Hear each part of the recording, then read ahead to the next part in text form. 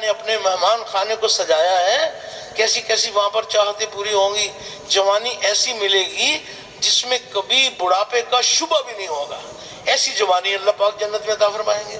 امن ایسا ملے گا جس میں کبھی خوف نہیں ہوگا، کبھی خوف نہیں ہوگا۔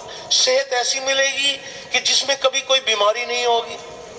دنیا میں تو اللہ اپنی قدرت دکھا رہے ہیں، کبھی خوف، کبھی امن، کبھی تونگری، کبھی فقر، دنیا میں دکھا رہے ہیں۔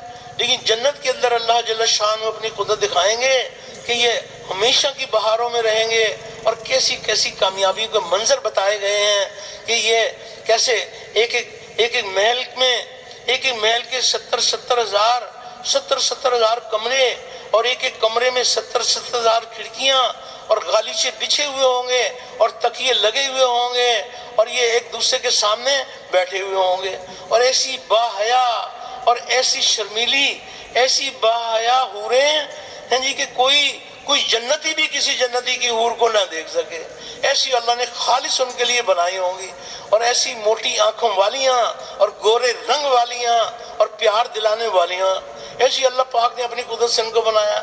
اور ایک حور کے بدن پر 70 جوڑے، اور ہر جوڑے کا رنگ جدا جدا ہوگا، اور ایک رنگ دوسرے رنگ کو چھپا نہیں سکے گا۔ 70 کے جوڑوں کے رنگ الگ الگ نظر آئیں گے، اور 70 جوڑوں کے پیچھے اس کا بدن نظر آئے گا، اور اس کے بدن میں جو دل ہے وہ دل نظر آئے گا، اور دل کے اندر جو محبت کی لہریں ہیں وہ محبت کی لہریں بھی نظر آئیں گی۔ ایسے اللہ پاک نے اپنی قدرت سے ان کو بنایا ہے، ایسی ایسی کامیابیاں اللہ کے خزانوں سے ملیں گی، کیا کیا چاہتیں پوری ہوں گی۔ تو جنت میں فرمایا کہ حسن کے بازار ہوں گے۔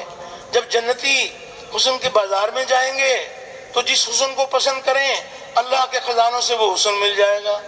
ایسے اللہ پاک نے اپنی قدرت سے اپنے مہمان خانے کو سجایا ہوا ہوگا، اور کوئی ایک کامیابی نہیں، کوئی ایک چاہت نہیں، اور کوئی 1 سال 10 سال 1000 سال نہیں، ہمیشہ ہمیشہ ان کی چاہتیں پوری ہوں گی، اور اللہ کی نعمتیں بڑھتی چلی جائیں گی، اللہ کی نعمتیں بڑھتی ہی چلی جائیں گی۔ اللہ اکبر، کیسی کیسی نعمتیں اور کیسی مبارک مجلسیں ہوں گی جنت کے اندر، کیسی مبارک مجلسیں ہوں گی، ایسی مبارک مجلسیں ہوں گی کہ داؤد علیہ السلام کو اللہ جل شان کا حکم ہوگا کہ وہ جنتیوں کو اللہ کا کلام سنائیں۔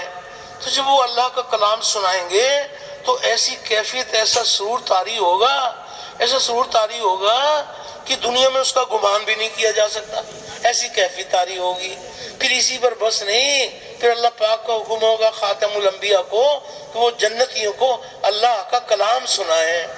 تو جب خاتم الانبیاء، امام الانبیاء جب جنتیوں کو اللہ کا کلام سنائیں گے تو داؤد علیہ السلام کے ذریعے سے جو کیفیت حاصل ہوئی تھی یہ اس کو بھی بھول جائیں گے، ایسا سرور، ایسی کیفیت طاری ہوگی۔ پھر اسی پر بس نہیں، پھر حق تعالی شان اپنا کلام جنتیوں کو خود سنائیں گے اللہ پاک۔ تو ایسی مبارک مجلسیں ہوں گی، اور سب سے بڑا انعام جو جنتیوں کو ملے گا، تو سب سے بڑا انعام یہ ملے گا کہ حق تعالی شان جنتیوں سے ارشاد فرمائیں گے کہ کیا تم راضی ہو گئے؟ تو سارے جنتی کہیں گے کہ ہمارے پروردگار، وہ کون کون سی نعمتیں ہیں جو ہمارے پروردگار نے ہم کو نہیں دی، ہم تو بہت راضی ہیں۔ تو اللہ پاک ارشاد فرمائیں گے ان کے اور بھی کچھ، اس کے علاوہ جو کچھ ملا سو ملا، اور بھی کچھ لینا چاہتے ہو؟ تو جنتی سوچیں گے کہ کیا اللہ پاک حق تعالی شان اور کیا انعام دینا چاہتے ہیں؟ تو سب سے بڑا انعام جو جنتیوں کو ملے گا، حق تعالی شان جنتیوں سے ارشاد فرمائیں گے کہ اب میں تم سے راضی ہو گیا، اب میں تم سے کبھی ناراض نہیں ہوں گا۔ تو جب جنتی اللہ کی رضا سنے تو اتنا بڑا انعام کہ جنت کو بھی بھول جائیں۔ تو سب کے سب جنت میں جانے کے لیے تیار ہیں؟ تو اکیلے اکیلے جانا ہے یا پوری امت کو لے کے جانا ہے؟ ہاں، اللہ پاک نے وہ مبارک محنت عطا فرمائی ہے کہ جس محنت کے ذریعے سے ہمارا اپنا بھی بیڑا پار ہوگا، اور اللہ جل شانہ پوری امت کی ہدایت کا ذریعہ بنائیں گے۔ تو اس لیے یہ گزارش کی جا رہی ہے کہ اللہ پاک ہم سب کی تربیت فرمائیں، اور کیسے ہم اپنے مالک کو راضی کرنے کے لیے اس دنیا کی زندگی میں وہ مبارک محنت جس محنت سے پورے عالم میں پورا دین زندہ ہوگا، اس مبارک محنت کے لیے کیسے ہم اللہ کو راضی کرنے کے لیے دور اور دیر کے لیے اللہ کے راستے میں نکلیں، اور اس بات کی فکر کی جائے کہ کیسے حق تعالی شانو اللہ کا کلمہ دنیا میں بلند ہو اور کفر کا کلمہ پست ہو، اور انسانیت جہنم کی آگ سے بچ کر جنت میں جانے والی بن جائے۔